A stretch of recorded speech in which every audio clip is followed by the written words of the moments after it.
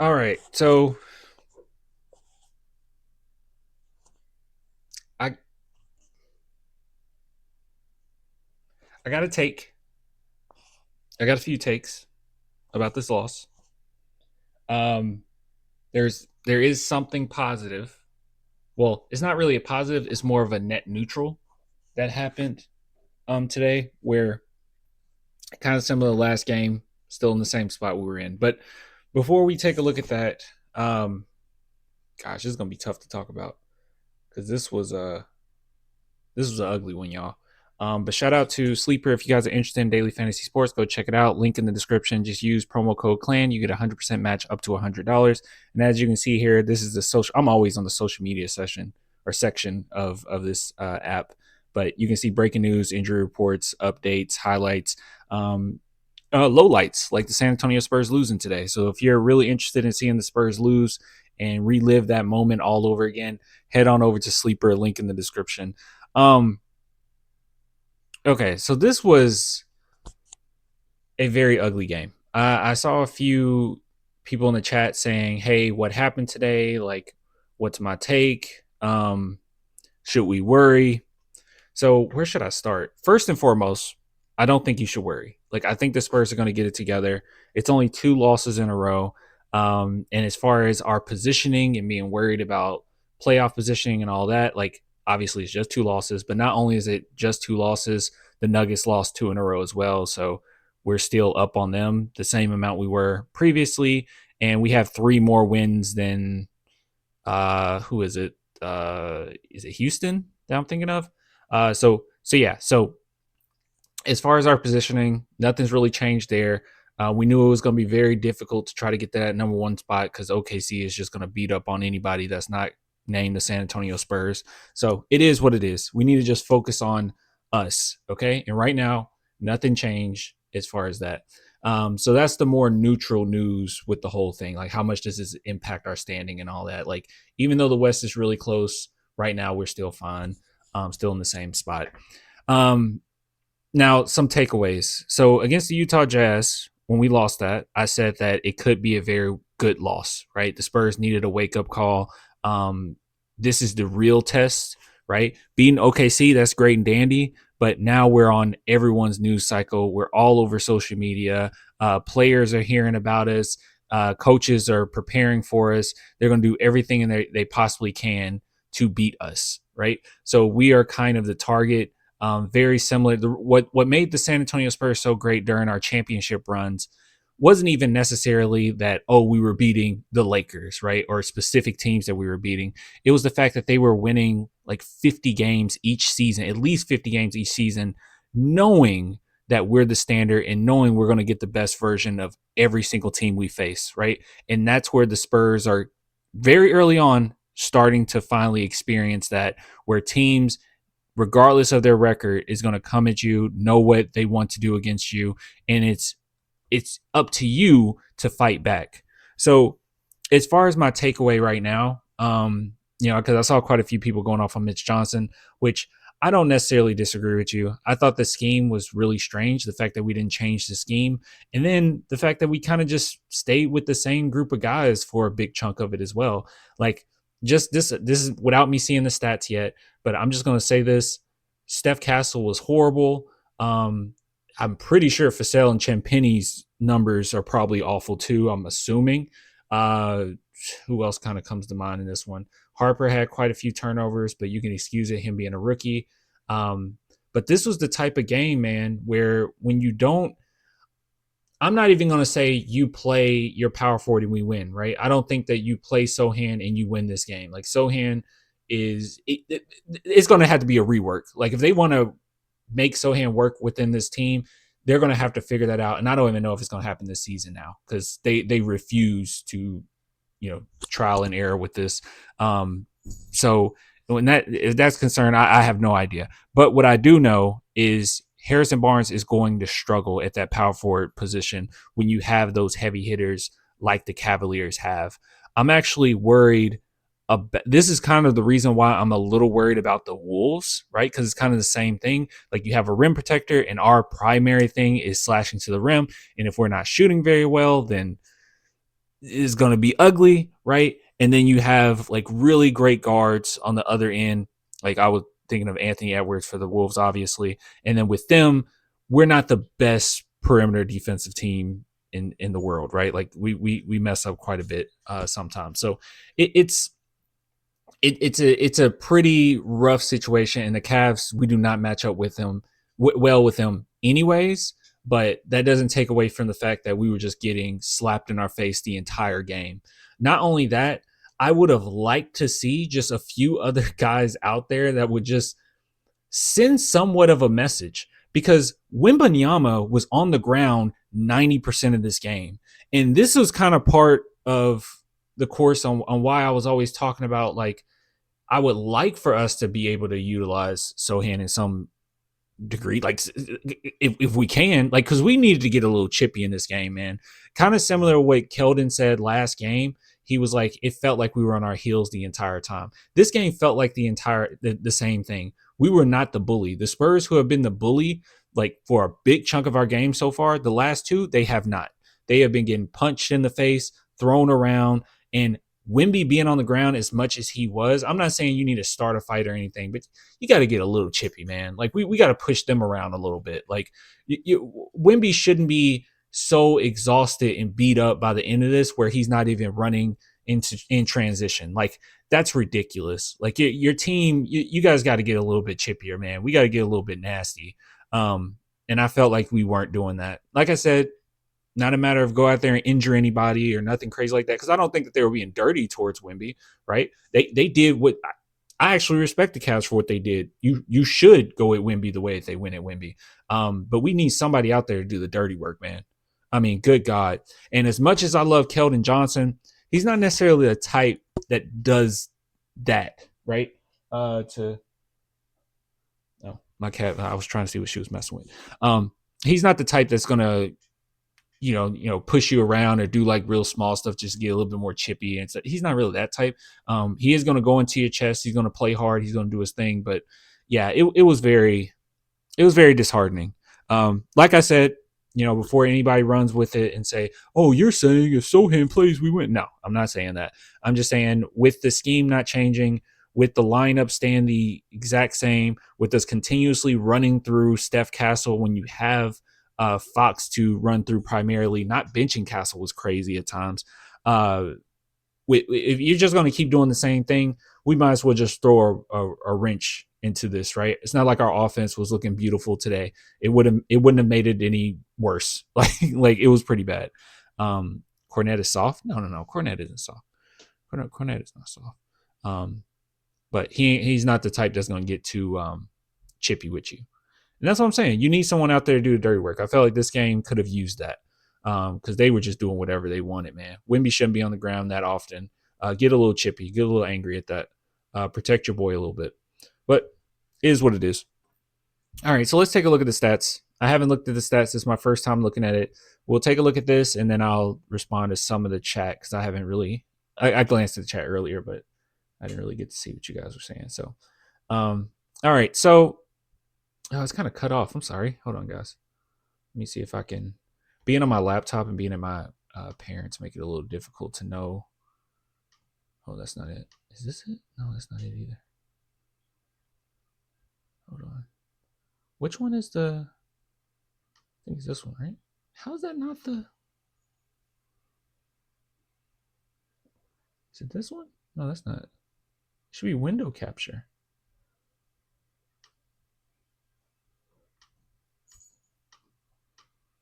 I can't. I'm trying to move the.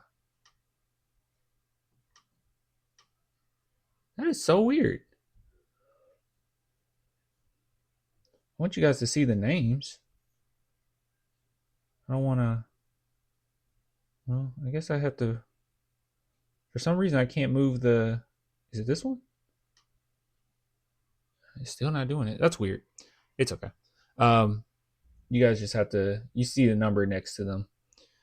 All right, so let's go ahead and talk about it. So Harrison Barnes, yes, he was god awful. See, and this is the issue, right? Like if you're not gonna play Sohan and if you can't figure it out in the offseason or you don't have a plan for him as a coaching staff, then we need to go. We need to get somebody that we can put in there, man, because Harrison Barnes at the 4 in this game, like you can't do the same thing every single time. Like some games you're going to have to adjust, right? And I felt like the Spurs winning this one, it was like, oh, we're going to do the same thing we always do. Well, guess what? You got Jared Allen lurking into the paint, and Castle isn't going to have as pretty a game as he has previously. So you're not going to be able to just straight up play through him. I mean, for God's sake, he was a negative 30 last game. He's negative 17 this one. He can't shoot the ball, which is fine. It's fine. It's a lot of positives from Castle. He should get a lot of minutes. But in this one, you're gonna have a tough time, right? You're gonna have a rough time. And then you got Evan Mobley. Like it's a lot to deal with. And this just wasn't gonna fly. And with them just constantly throwing Victor down every second, like what do you do? But Victor did get to the line quite a bit, went 10 for 12, had 14 rebounds, did everything he could, I think. By the end of this thing, he just looked quite exhausted. He looked beat up. So I did see a couple chatters like talk bad about Wemby, but dude, what do you do, man? De'Aaron Fox, no excuse. No excuse. In this game, De'Aaron Fox should not have just put up 13 shots. I know he went 4 for 13, not great. 1 for 6, god awful. But I'm sorry, you got to just run through him. Like he should have put up 20 shots this game, man. Like this was bad. Like it was really bad. But yeah, he shouldn't have the same amount of field goal attempts as Castle this game. Castle should not have. Yeah, no. But anyways, so Devin Vassell, 3 for 10.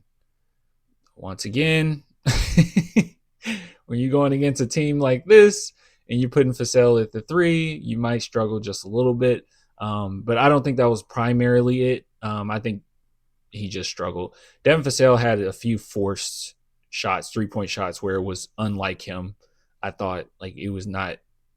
Yeah, it was way too fast. His release was way too fast. I don't know what he was doing. But yeah, Castle, he was just awful this game. But once again, it wasn't necessarily his fault. See, in the stats, it looks like, oh, well, he had the same amount of points basically as Fox. No, if you watch the game, it was really bad. It was really bad reads. I mean, 5 turnovers, but it felt like it was more because there were so many poor shot selection shots in there. So it's worse than it looks. And it was a few that could have very well been turnovers. But yeah, Castle was not it today. He'll be fine. He'll be fine. He's awesome. He's great defender. Can get I don't have to glaze Castle. You guys know how good Castle is. But you can't run through him like primary of a game like this. Like that, he's not gonna have a good time. Keldon. Now I'm gonna say this with my whole heart. Keldon getting 18 minutes is malpractice. Like I said earlier, you needed to get a little bit more chippy, right? And that's kind of the closest thing we have to it as far as guys we're gonna play. And he should have been out there. Like Keldon should have been out there. He went 2 for 3. He was playing hard. Yeah, he had a couple turnovers in there, but it seemed like the whole team did. He was fine. Keldon was fine. His defense was all right. Like he should have been in the game a little bit more. 18 minutes is crazy. I don't know how he only got to 18. Julian Champagnie was interesting. I thought his stats would be worse than this. I guess the 4 personal fouls is why it seemed pretty bad. I thought it'd be worse than this.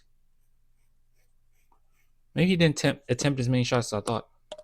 All right. Well, that's on me. Carter Bryant 0 for 2, which both of those shots should have went in. Yeah, both those shots should have went in. How did Carter Bryant play? He was fine, but you only use him 7 minutes, so nothing to say. Luke Cornett. I think another adjustment too, and Luke Cornett was fine, and Dylan Harper was okay. He had a lot of turnovers, but he was okay. I wonder. Hold on. When did Wemby go back into the starting lineup? Because that's going to be that's an adjustment in and of itself too, right? Because he was coming off the bench versus Thunder, right? That last game. Pretty sure he did. So I think Wemby. Yeah. So we lost 2 in a row since we put Wemby back in the starting lineup. Um, that's not saying Wemby shouldn't start. That's preposterous. I'm just saying like um, it will be a little bit of adjustment because he was coming off the bench for a little minute. Um, yeah, I don't know. Pretty ugly. My take on this one: we were on our heels, like Keldon said last game, and the Spurs have a huge challenge coming, and that challenge isn't even the competition. That challenge is themselves because you cannot when you're dealing with this amount of success that we have, teams are gonna be locked in for your games. Okay, Wimby cardio sucked. Wimby was thrown everywhere, bro. Like I can't even get mad at Wimby. Like he was thrown on the ground everywhere. So it is what it is. Um, what's up? Chill, dude. He's a rookie. Is someone talking bad about Dylan Harper? And Dylan Harper's fine. We don't have patience in offense. Yeah, and this was probably the worst team you could have played the way we played against.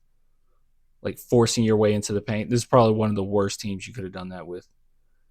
Um, I'm surprised we only had 18 turnovers. We only had 18 turnovers this game.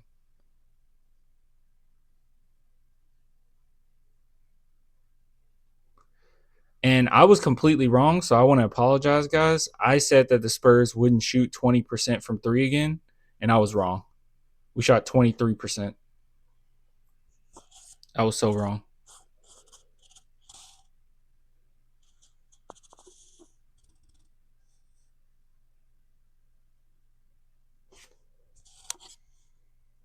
Oh no, someone said Carter Bryant was giving Sohan vibes. Not good.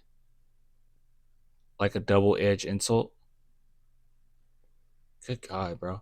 You know, Sohan is very young. I hope y'all know that, right? And Carter Bryant is a rookie. So first the NBA power ranking. Oh, how they're going to change. See, that's the thing. Like other teams see that, you know? Your opponents see that we were number one in power rankings now. Um anyways, so larger scheme of things. I know that this was kind of a downer of a segment, but I think we're gonna be fine. Like we have another that Knicks one's gonna be tough, y'all. Ooh, that Knicks one's gonna be tough. But we'll be fine. The Spurs will get back to winning. It's nothing to worry about. Um, but I think this is good to get punched in the mouth the way we're getting punched in the mouth. But you got to respond, bro. You got to respond. And I thought this game they definitely would be. I knew we would struggle, but I thought they would be able to respond pretty well. But honestly, they didn't. They didn't really respond well at all. Um, and I don't full transparency. Sometimes I don't understand Steph Castle's leash, and not the leash as in the amount of minutes he's getting, but the leash as in how many times are we going to play through him in a game when he's played the way that he played today? Like how often are we going to do that? Um, yeah, I don't know. He's saying he kind of have free reign to do whatever. I think we're going to be fine. Oh wait, is the Knicks next? No, I still think we're going to be fine. The Knicks is going to be a really tough one, but I still think we're fine. Like after the Knicks, you got the Pacers, Portland, Memphis, even the Lakers. Like I'm not that afraid of the Lakers. Um, yeah, you'll be fine. I think they'll get back to winning, and we can beat the Knicks. By the way, we can beat the Knicks.